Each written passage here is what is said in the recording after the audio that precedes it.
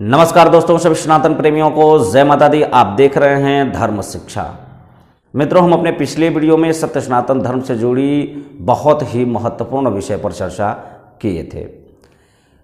उस वीडियो के बाद हमारे पास तमाम प्रकार के ऐसे प्रश्न आए, विशेष रूप से इस बात पे जिक्र हुआ कि जो हम विवाह करते हैं और विवाह से पूर्व जो मिलापक करते हैं, यानी वर वधू का जो गुण इत्यादि मिलाते हैं, क्या वह आवश्यक है और उस गुण मिलापक में वास्तव में होता क्या है, और गुण मिलापक से विवाह के बाद क्या क्या लाभ है और क्या हानि है। क्या जो हम विवाह से पूर्व गुण मिलापक करते हैं उसका प्रभाव हमारे गृहस्थ जीवन पे पड़ता है या नहीं, यदि पड़ता है तो किस प्रकार का प्रभाव पड़ता है, यदि नहीं पड़ता है तो हम इसे क्यों मिलाते हैं, क्या गुण मिलाना विवाह में आवश्यक है। तो मित्रों, आज हम इसी विषय पर विशेष रूप से चर्चा करेंगे। तो मित्रों, बने रहिए हमारे साथ अंत तक। हमें आशा है कि आपको बहुत ही महत्वपूर्ण जानकारियां इससे प्राप्त होने वाली हैं। यदि आप हमारे इस चैनल पर नए हैं तो चैनल को सब्सक्राइब करना न भूलें, ताकि हमारे सत्य सनातन धर्म से जुड़ी जो भी जानकारियां हैं वो आप तक सहजता से पहुंच सके। हमारे सत्य सनातन धर्म में जो भी व्रत एवं त्यौहार होते हैं, इसकी विशेष जानकारियां आपको हमारे इस चैनल के द्वारा प्राप्त होती रहेंगी। वार्षिक, मासिक और साप्ताहिक राशि फल का भी ज्ञान आपको होता रहेगा। तो मित्रों, यदि आप हमारे इस चैनल पर नए हैं तो चैनल को सब्सक्राइब अवश्य कर लें। आइए हम अपनी चर्चा को आगे बढ़ाते हैं और आज का जो विषय है, वर वधू का गुण मिलापक क्यों किया जाता है, आज हम इस पे चर्चा करते हैं। मित्रों, हमारे सत्य सनातन धर्म में जो भी कार्य होते हैं, जो भी नियम है, उसके पीछे कोई ना कोई गुण रहस्य छुपा होता है।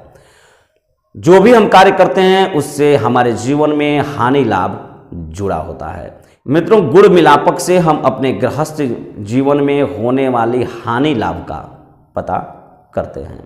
किस प्रकार से चलेगा हमारा गृहस्थ जीवन और गृहस्थ जीवन में किसका प्रभाव किस प्रकार का होगा, वर वधू का आपस का तालमेल कैसा होगा, गृहस्थ जीवन हमारा कितना सुखमय व्यतीत होगा, इन समस्त विषयों पे हम गुण मिलापक में चर्चा करते हैं। यानी गुण मिलापक के समय इन समस्त विषयों पे ध्यान रखते हैं। अब प्रश्न उठता है कि गुण मिलापक के समय किस प्रकार से गृहस्थ जीवन के तमाम विषयों पे हम ध्यान केंद्रित करते हैं। आइए हम उसको समझते हैं। मित्रों, जो उत्तर भारत में विवाह से पूर्व जो गुण मिलापक होता है उसे अष्टकूट कहते हैं।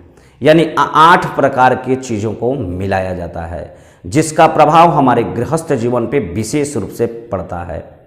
परंतु यही चीज़ यदि दक्षिण भारत में देखा जाए तो दक्षिण भारत में जो मिलापक होता है वह 10 प्रकार का विशेष रूप से होता है, उसे 10 कुट कहते हैं।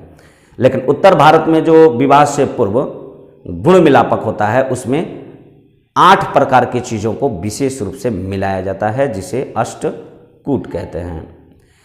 ये 8 प्रकार की जो मिलापक हैं यह हैं राशि, वर्ण, वश्य, तारा, योनि, ग्रह मैत्री, गण और नाड़ी। ये 8 प्रकार की चीज़ों को मिलाया जाता है और इन सभी का प्रभाव हमारे गृहस्थ जीवन पे विशेष रूप से पड़ता है। हमारे गृहस्थ जीवन के कई ऐसे क्षेत्र हैं जिस पे इसका प्रभाव पूर्ण रूप से पड़ता है और इससे हानि लाभ जुड़ा होता है। इसीलिए विवाह से पूर्व गुण मिलापक बेहद ही आवश्यक हो जाता है। अब हम इस बात पे भी चर्चा कर लेते हैं कि जो अष्टकूट है जिसको हम विवाह से पूर्व मिलाते हैं, इसका प्रभाव हमारे जीवन पे क्या पड़ता है और किस चीज़ से क्या प्रभाव हमारे जीवन पे पड़ता है। जो 8 प्रकार की चीज़ें हैं, राशि, वर्ण, वश्य, तारा, योनि इत्यादि, इसका प्रभाव हमारे जीवन पर कैसे पड़ता है। विवाह से पूर्व जो हम गुण मिलापक करते हैं उसमें विशेष रूप से वर वधू का आपस का प्रेम, आपसी तालमेल, प्राकृतिक समानता, शारीरिक समानता, एक दूसरे का स्वभाव, वर वधू का कार्य क्षमता, एक दूसरे के प्रति समर्पण कितना होगा, एक दूसरे के प्रति प्रेम किस प्रकार का होगा, इन्हीं विषयों पे विशेष रूप से चर्चा करते हैं। अब किस चीज़ से किस चीज़ का विचार करते हैं और कैसे हम इस बात का निर्णय करते हैं कि व्यक्ति के जीवन में कौन सा क्षेत्र कैसा होगा, आइए हम इसको समझते हैं। वर्ण का प्रभाव व्यक्ति के कार्य क्षमता को दर्शाता है। वर्ण मिलापक करके हम व्यक्ति के कार्य क्षमता का आकलन करते हैं। वश्य से व्यक्ति के प्रधानता का पता चलता है, यानी वर वधू की प्रधानता क्या है। तारा मिलापक से वर वधू के भाग्य का पता चलता है। योनि मिलापक से वर वधू का मानसिकता का पता चलता है। किसकी मानसिकता किस प्रकार की है। इसमें सबसे मुख्य होता है ग्रह मैत्री। मित्रों, ग्रह मैत्री से वर वधू के आपस का सामंजस्य, आपस का प्रेम किस प्रकार का होगा, इसका पता चलता है। स्वास्थ्य से संबंधित होता है नाड़ी मिलापक। नाड़ी मिलापक से व्यक्ति के स्वास्थ्य का पता चलता है। गण मिलापक से वर वधू दोनों में कितना सामंजस्य रहेगा, आपस का तालमेल कैसा रहेगा, इसका पता चलता है। लिखा है कि स्वगणे परमाप्रीतिर मध्यमा देव मर्त्ययो मर्त्य राक्षसयोर मृत्यु कलहो देव राक्षसौ। अगर वर वधू का दोनों का यदि स्वगण हो, यानी एक ही समान गण हो, तो आपस में बेहद प्रीति प्रेम होता है। यदि देव और मनुष्य हो तो इसे मध्यम कहा जाता है। यदि देव और राक्षस हो तो यह कलह को देने वाला होता है।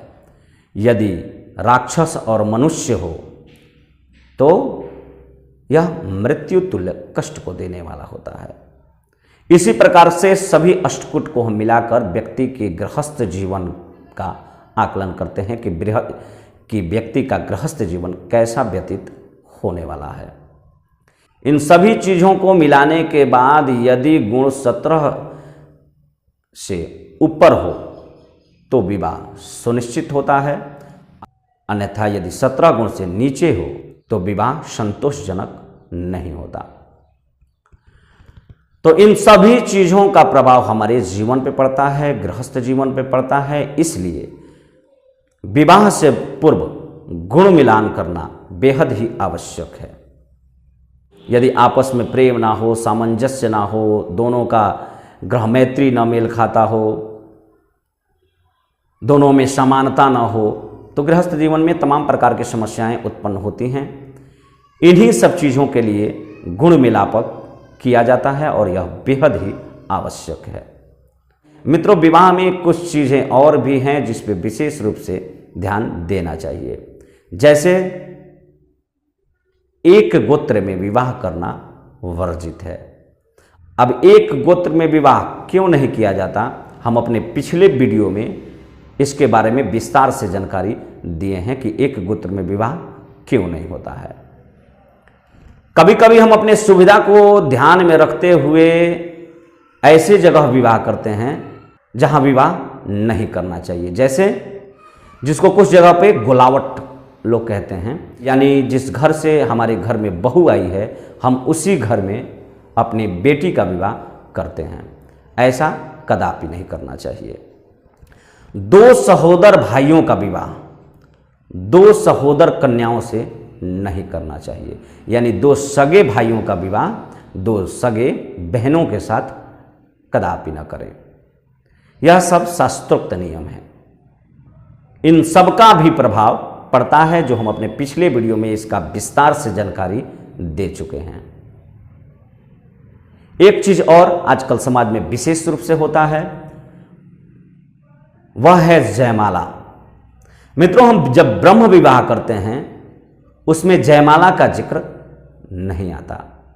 हम अपने दिखावे के लिए जयमाला का स्टेज लगवाते हैं और उस पे ऐसे ऐसे कार्य होते हैं जो सामाजिक दृष्टिकोण से भी और शास्त्रोक्त नियम के अनुसार भी उचित नहीं है।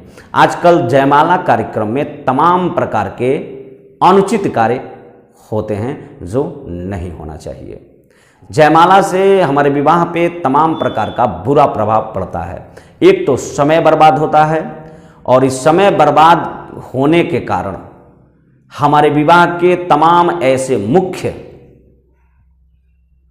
कार्य हैं जो छूट जाते हैं, क्योंकि आधा से ज़्यादा टाइम हम जयमाला में व्यतीत कर देते हैं और फिर बाद में जब हम मंडप में विवाह के लिए पहुंचते हैं तो वहाँ जल्दी में हम तमाम प्रकार की ऐसी चीज़ें हैं जिसको छोड़ देते हैं जो उचित नहीं है। वैसे जयमाला करना ब्रह्म विवाह के लिए जरूरी नहीं है, यह ब्रह्म विवाह का हिस्सा ही नहीं है, यह गांधर्व विवाह का हिस्सा है। और आजकल जो जिस तरीके का जयमाला हो रहा है वह उचित कदापि नहीं है। एक चीज़ का और मित्रों ध्यान रखना चाहिए कि लड़के के विवाह के बाद कम से कम 6 महीने तक लड़की का विवाह न करें। यदि बीच में संवत्सर चेंज हो जाता है यानी संवत्सर बदलता है तो हो सकता है, अन्यथा 6 महीने तक लड़के के विवाह के बाद लड़की का विवाह न करें। हाँ, लड़की के विवाह के बाद लड़का का विवाह हो सकता है। इन सब चीज़ों पर विशेष रूप से ध्यान दें। और भी कोई अपने सत्य सनातन धर्म से जुड़ी विशेष जानकारियां यदि आप चाहते हैं तो कमेंट बॉक्स में अपना प्रश्न अवश्य रखें। हम प्रयास करेंगे कि आपके प्रश्नों का उत्तर दे सकें और शास्त्रोक्त हो और प्रामाणिक हो, इस प्रकार का उत्तर हम आपको दे सकें। मित्रों, यदि आपको हमारा यह वीडियो अच्छा लगा हो तो ज़्यादा से ज़्यादा शेयर करें और कमेंट में जय माता दी अवश्य लिखें। जय माता दी।